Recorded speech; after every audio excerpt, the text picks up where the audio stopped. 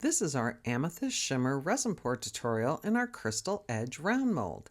In this video, I mixed up 11 ounces of Art Pro resin, and I'm using 6 drops of Liquitex Prism Violet acrylic ink and 2.29 ounces of resin. The next color is Rowney Indigo. I did 4 drops in 1.94 ounces of resin. It's a little bit lighter in color.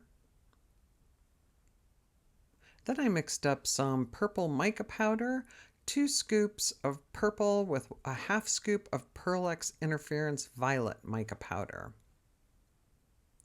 Then in 2.12 ounces of resin, I have Ocean White Pigment Paste by Let's Resin, 4 drops in that 2.12 ounces.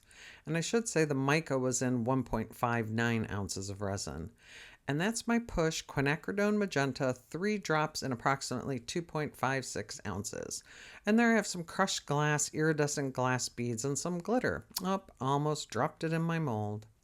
I waited till the resin was about 32.5 Celsius to pour, and you just pour the purple Prism Violet to the bottom. This is the prototype of our Crystal Edge round mold.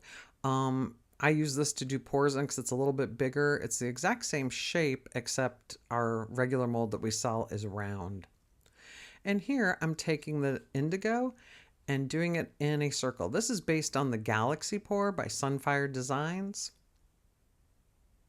You just swirl in circles, inside to out, outside to in, and you save a little bit for the end and just pour whatever's left right into the center. You then take your mica and repeat the step. I can never get those circles quite right, although I am doing better than normal. The resin must have already gotten really warm because it's not moving that much, it's staying in place. And there's a little bit left. Oh, I'm going to make a couple more circles and then put the rest of that in the center. Next, you do the same thing with the Ocean White Pigment Paste. Again, this was 4 drops in 2.12 ounces. This is a bigger mold. This holds up to 11 ounces, and that's what I mixed, but the final pour was probably around 10 something. And I've noticed with my pours, see how I'm so heavy-handed on the upper right-hand side, the like 2 o'clock position, and then the 7 o'clock position is really light. I think this does show up in the final piece, that it's a little bit whiter in one area than the other. And then just pour the rest into the center. Then you just take your push and just do a fast push of that to the center of the mold. It kind of opens up the design to leave you room to put your glass and glitter in.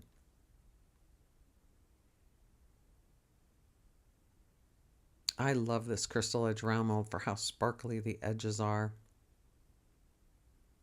And as you'll see, there's a speed ramp of the resin actually curing. And the back of this piece, oh my God, it was so gorgeous. I could only hope that the front looked like that. Look at the little pattern it starts to form. It's just blooming. Now, if my front looked like that, I would have died and gone to heaven. I wish I could figure out how to make it look like that on the front.